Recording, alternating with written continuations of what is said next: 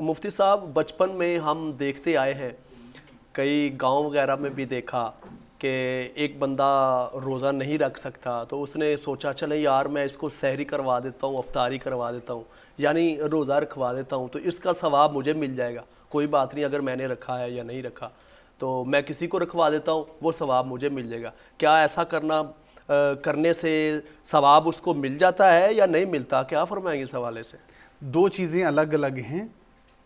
اگر تو کوئی شخص کسی کو چیزیں یا راشن یا پیسے دیتا ہے اس لیے کہ وہ میرے روزے رکھیں، جی میرے روزے، تو اس سے رکھنے والے کو کوئی فائدہ نہیں ہوگا۔ اچھا، ٹھیک ہے، تو کس زمرے میں آئے گا یہ؟ اب یہ چیز تھی کیا اور ہوتا کیا ہے؟ جی، وہ لوگ جو شیخ فانی ہو جاتی ہیں یا ایسی لا الہ مرج میں مبتلا ہو جاتی ہیں کہ جن کا تا دم آخر دوبارہ ٹھیک ہونا ممکن نہ ہو، ان کے لیے فقہا نے ذکر فرمایا ہے کہ وہ اپنے روزوں کا فدیہ ادا کریں۔ ٹھیک ہے، فدیے سے مراد کیا ہے کہ ہر روزے کے بدلے میں 2 کلو گندم یا آٹا یا اس کی ویلیو کے پیسے آپ دیں، جی جی یہ ہے فدیہ۔ جی، جب آپ کسی کو فدیہ دیتے ہیں تو وہ یوں سمجھ لیے کہ آپ سے وہ روزوں کا حکم ساقط ہو گیا، آپ کی طرف سے وہ روزے ہو گئے۔ ٹھیک ہے، اب فدیہ ہم کن کو دیتے ہیں؟ فدیہ ان لوگوں کو دیتے ہیں جو معاشی طور پر اس قابل نہیں ہیں کہ وہ روزے رکھ سکیں، تو جب ہم فدیہ ان کو دیتے ہیں تو وہ روزے رکھتے ہیں۔ وہ جو روزے رکھتا ہے وہ اپنے روزے رکھتا ہے، ٹھیک ہے، یہ نہیں کہ جس نے دیا اس کے روزے رکھ رہا ہے، وہ اپنے روزے رکھ رہا ہے، اس کا اس کھانے کے ساتھ روزہ ہو گیا اور اس کا فدیہ دینے کے ساتھ روزہ ہو گیا۔ بالکل ٹھیک، وہ جو یہ کہنا کہ روزے رکھوا رہے ہیں اس کو اور اس کو یہ کہنا کہ آپ میرے روزے رکھیں گے، یہ والا انتہائی غلط معاملہ ہے، ایسے نہیں ہونا چاہیے۔ ان کو بتانا چاہیے یہ میرے روزوں کا فدیہ ہے، اور آپ چونکہ ان شک میں آتے ہیں جو فدیہ لینے کے حقدار ہیں تو آپ کو دیا، آپ روزے رکھیں، تو وہ اپنے روزے رکھے گا، اس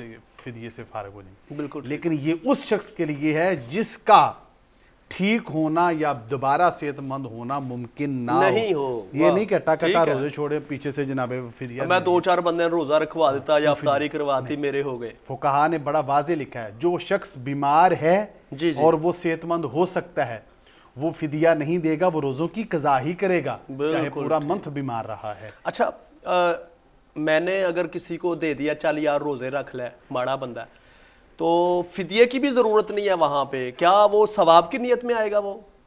جی اگر تو آپ نے فدیہ نہیں دیا، جی جی ویسے جی، دیا ہے، روزے رکھ رہا ہوں میں اور مجھے ضرورت بھی نہیں فدیہ دینے کی، تو میں نے پھر بھی خدمت کر دی، چل یار ماڑا بندہ روزہ رکھ لوے یا روزے رکھ لوے، ثواب کی نیت میں آئے گا یہ؟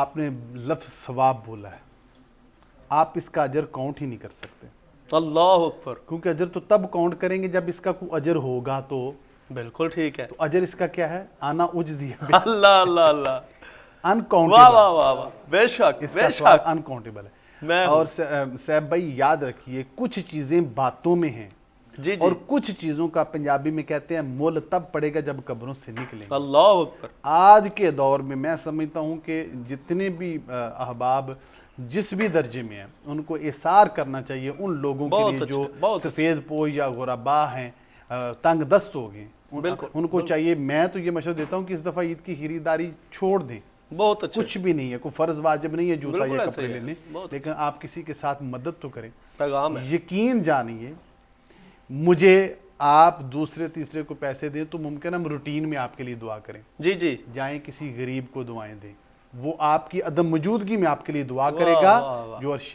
الہی تک پہنچتی ہے۔ سبحان اللہ سبحان اللہ، تو یہ ثواب اس کو نہیں، اس کو یوں کہہ دیجیے کہ یہ جنت کا سودا ہے۔ واہ واہ، سبحان اللہ سبحان اللہ، قبول ہی قبول ہے، کہہ لیں، کیا بات۔